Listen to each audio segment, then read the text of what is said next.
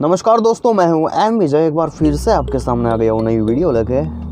आज हम बात करने वाले हैं गियर्स के बारे में, किस तरह से गियर्स वर्क करते हैं और जो हमारे गियर्स है हम किस तरह से गियर्स को 1 से लेके 2, 3, 4, 5 तक डाल सकते हैं। वो सारी बातें हम आज इस वीडियो में क्लियर करने वाले हैं, क्योंकि हमारे एक सब्सक्राइबर भाई है जिसका नाम है पंकज भाई। उसने बोला था कि भाई गियर अटक जाता है या फिर 5वें गियर में से अगर कोई तीसरा या दूसरा गियर में गाड़ी डालनी है तो कैसे डालें, या फिर डाल सकते हैं या नहीं, या फिर 1, 2, 3, 4, 5 जैसे हम गियर्स की ऑफ जो डालते हैं वो सीक्वेंस फॉलो करते हैं, वैसे ही डाउन में गियर निकालते वक्त, डाउन करते वक्त क्या वही सीक्वेंस फॉलो करना ज़रूरी है।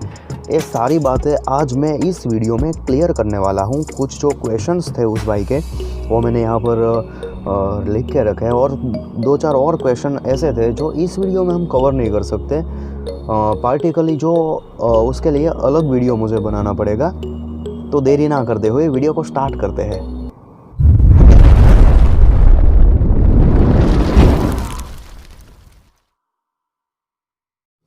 तो भाई यहाँ पर आपको ये जो गियर दिख रहा है, ये गाड़ी पेट्रोल है और 5 गियर है। तो यहाँ पर पहला गियर यहाँ पर ऐसे डालते हैं। आपको यहाँ पर दिख रहा होगा कि जो यहाँ पर 1 लिखा है, 2 लिखा है, 3 लिखा है, 4 और 5, ये पाँचों 5 गियर है। और ये जो R लिखा है वो रिवर्स है। सबसे पहले मैं आपको सिखा देता हूँ ये जो बात, अगर गाड़ी फ्री है मतलब कि गियर में नहीं है, हमको कैसे पता चलेगा?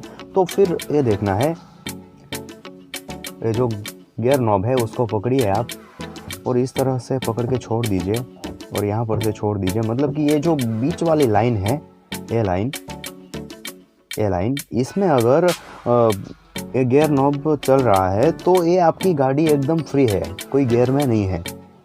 उसके बाद की बात, गाड़ी को अगर पहले गियर में डालना है तो क्या करें? तो यहाँ पर आप देख लीजिए, यहाँ पर जो इंडिकेट्स किया है तो कुछ ऐसा इंडिकेशन है कि एक जो लाइन है ऐसी है, एक ऐसी है। तो इस तरह से लेफ़्ट लेना है, फिर आगे लेना है, तो ये पहले गियर में जाएगी। वहीं सेम ऐसा है, ऐसी स्ट्रेट लाइन है तो यहाँ पर वो सीधा दूसरे गियर में आएगा। फिर यहाँ से यहाँ, तो ये गाड़ी यहाँ से यहाँ तीसरे गियर में जाएगी और उसी तरह चौथे गियर में, 5वें गियर में, इस तरह से ऐसे। ये थी नॉर्मल बात है। दूसरे गियर में कहीं दूसरे में से तीसरे में लेते वक्त कोई दिक्कत वाला काम नहीं है, क्योंकि आप ऐसे करोगे तो ये तीसरे में चला जाएगा। लेकिन जब गाड़ी चौथे गियर में है तो 5वें में ऐसे नहीं जाएगा। 5वें गियर में डालने के लिए इस तरह पकड़ के यहाँ से हाई पर धकेलना होता है गियर नॉब को। तो इसी तरह से जो गियर की सिस्टम है वो वर्क करती है। और जब हमको रिवर्स डालना है तो फिर इस तरीके से यहाँ पर लेना है और ये जो R है वहाँ पर ये गियर नॉब ले लेना है, तो फिर ये गाड़ी रिवर्स हो जाएगी। तो ये थी गियर्स की बातें। अब गाड़ी को स्टार्ट करते हैं और देखते हैं कि जो पंकज भाई ने हमसे कुछ क्वेश्चन पूछे थे उनके जवाब में मेरे तरीके से देने की ट्राई करूँगा। गाड़ी को मैंने स्टार्ट कर दिया है। कई बार होता यूँ है, कई लोगों का जो गियर का सिस्टम है वो कई लोगों का सवाल होता है कि गियर अटक जाते हैं। तो हकीकत में वो मैकेनिज़्म में फॉल्ट है अंदर की, और कहीं पर थोड़ा सा ऐसा बोलते हैं ना, कुछ गियर में थोड़ा सा अटक जाता है। तो कुछ ऐसा हो सकता है नीचे जो मैकेनिज़्म है वहाँ पर कोई फॉल्ट आ गया हो, उसी वजह से गियर अटक जाता है। और मेरी इस गाड़ी में भी थोड़ा सा फॉल्ट है। फॉल्ट मतलब कि मैंने कई बार सर्विस स्टेशन में 1-2 बार बोला था कि ये फॉल्ट है, फिर मुझे पता चला कि वैसे कोई फॉल्ट नहीं है। अगर मैं यहाँ पर रिवर्स में डालता हूँ तो ये रिवर्स नहीं पड़ रहा है, देखो। फिर जैसे ही यहाँ पर मैंने क्लच रिलीज़ करने वाला हूँ तो ये थोड़ा सा क्लच रिलीज़ करते ही रिवर्स हो जाता है। कई बार ऐसा होता है, लेकिन मुझे इसकी आदत पड़ गई है और इतना टाइम नहीं मिला मुझे ये काम के लिए। अगर ये काम मुझे करवाना है गियर वगैरह का, तो फिर मुझे गाड़ी 1 से 2 दिन तक रखने पड़ेगी, और वो मेरे लिए पॉसिबल नहीं है, क्योंकि गाड़ी की ज़रूरत मुझे सबसे ज़्यादा होती है। तो यहाँ पर मैं बता रहा था कि गियर हमने पहले देखे कि किस तरह से वर्क करते हैं, कि किस तरह से पहले गियर में डाले, दूसरे गियर में, फिर 5 तक। अब बात करने वाले हैं कि जो गियर 5 में से 4 या फिर हम 1 से 5 तक तो गियर में डाल देते हैं, लेकिन जब डाउन करना है, डाउनवर्ड करना है गियर्स को, मतलब कि 5 में से 4, 3, 2, तो ऐसा कोई नहीं है कि गाड़ी का जो गियर है उसकी सीक्वेंस हमें फॉलो करनी है। अगर हम 5वें गियर में गाड़ी चला रहे हैं और गाड़ी अचानक से 20 पर आ जाती है ब्रेक लगाने से, तो हम आराम से उसको दूसरे गियर में इस तरह से ले सकते हैं। चलो मैं आपको प्रैक्टिकली दिखाता हूँ।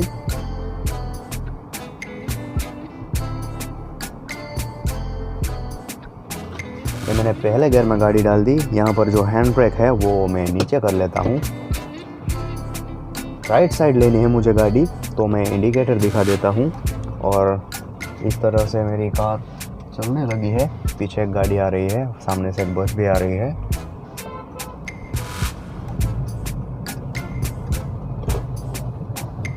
इस तरह से गाड़ी दूसरे गियर में आ गई। थोड़ा सा रेस देते ही जैसे लगे कि गाड़ी को तीसरे गियर की ज़रूरत है, उसी टाइम गाड़ी को तीसरे गियर में डाल दीजिए।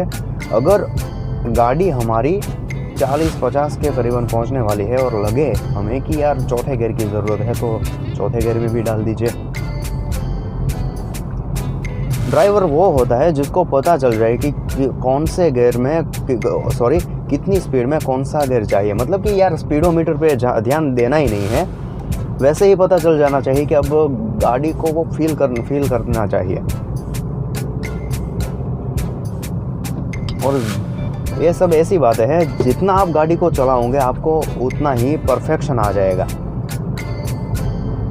अब ये भाई का, बंदे का सवाल था, पंकज भाई का, कि भाई अगर गाड़ी हमें 5वें गियर में चला रहे हैं तो फिर सीक्वेंस फॉलो करनी पड़ेगी, 5 में से 4, 4 में से 3, 2 और 1 ना, वो ज़रूरी नहीं है। आगे देखो, यहाँ पर अगर मेरी गाड़ी 80 पर जा रही है, यहाँ पर वीडियो में आप देख रहे होंगे, अगर मुझे ब्रेक लगानी है और ऐसे मैं ब्रेक लगा देता हूँ और फिर मैं इस तरीके से दूसरे गियर में, मुझे ज़रूरत है कि गाड़ी दूसरे गियर में चलेगी, तो मैंने यहाँ पर दूसरा गियर ले लिया है और वैसे ही गाड़ी चलने लगी।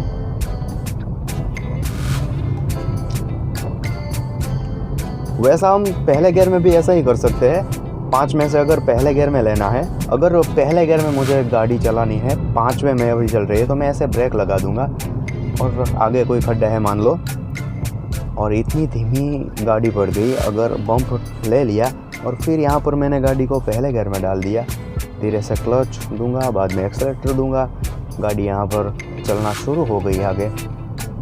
बस यही होता है, इसमें कोई ज़्यादा दिक्कत वाली बात नहीं है। और दूसरा एक भाई का क्वेश्चन था,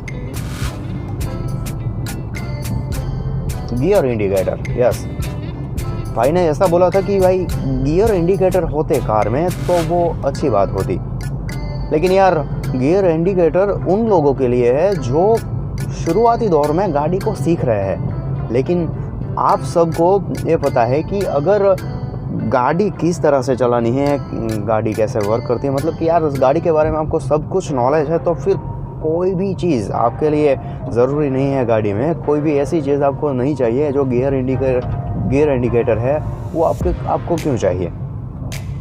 क्योंकि यार मुझे अभी पता है कि ये चौथे गियर में है, मैं ऐसे करूँगा ये दूसरे गियर में आ जाएंगी। आप जिस कार को चला रहे हो उसके बारे में आपको पूरी नॉलेज हो जाएगी थोड़े ही दिनों में। अगर आप 1, 2 दिन, 3 दिन गाड़ी चलाओगे कोई भी गाड़ी, तो आपको पूरी नॉलेज उसमें आ जाएगी। मैं कोई भी गाड़ी चलाता हूँ, मैं पहले उसका गियर का सिस्टम देख लेता हूँ कि इस तरह से गियर है।